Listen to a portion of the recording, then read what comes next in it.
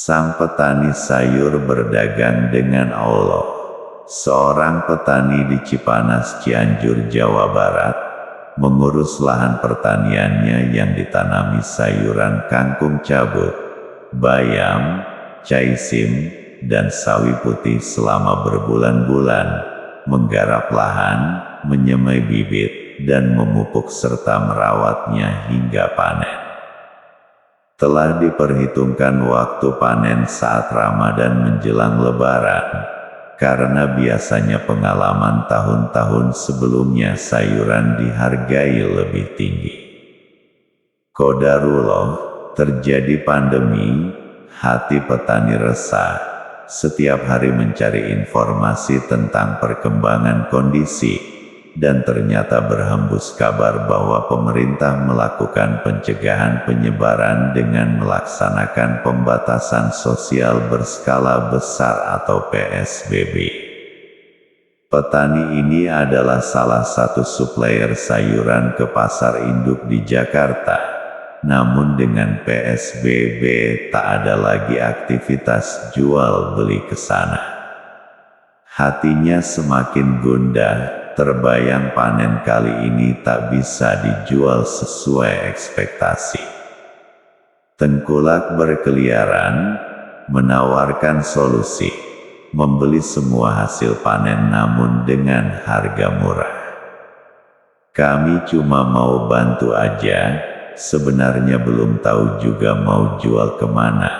Orang gak boleh kemana-mana.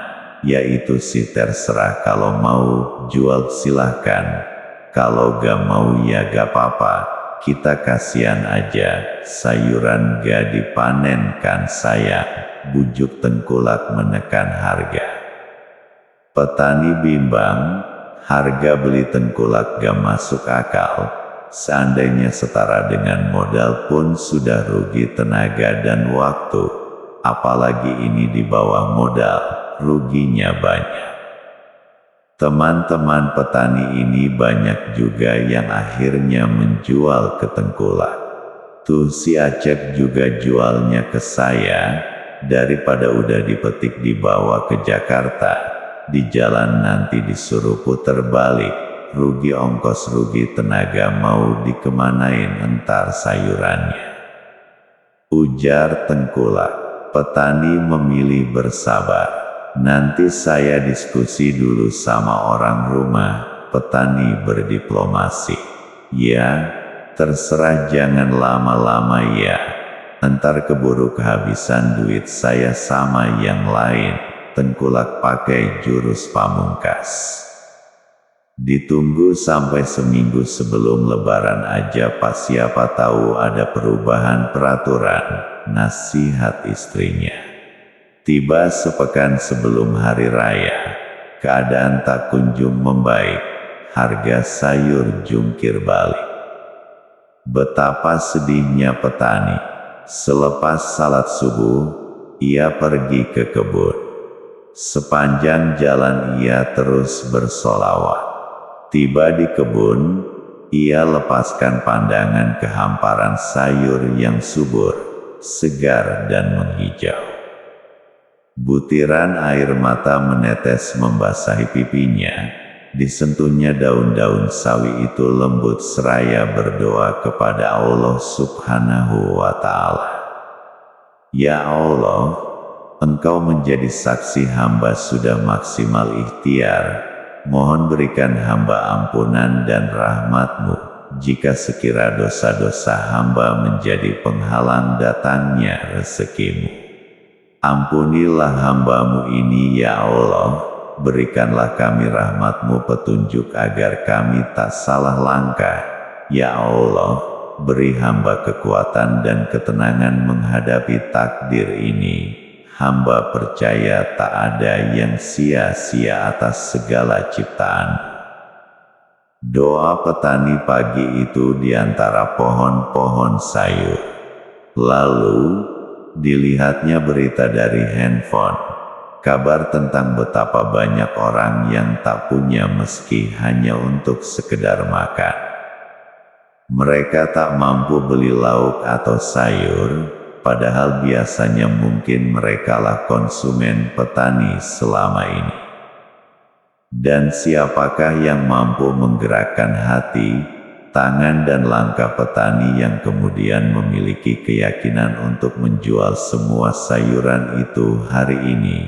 Iya, beliau menjual semua sayurnya bukan kepada manusia, melainkan kepada pemilik rezeki pencipta manusia.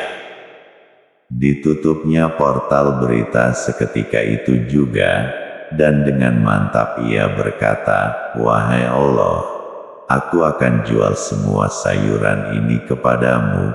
Jika semua pasar tak mampu membeli dengan harga yang pantas, maka aku yakin hanya Engkaulah yang sanggup membayar dengan harga terbaik.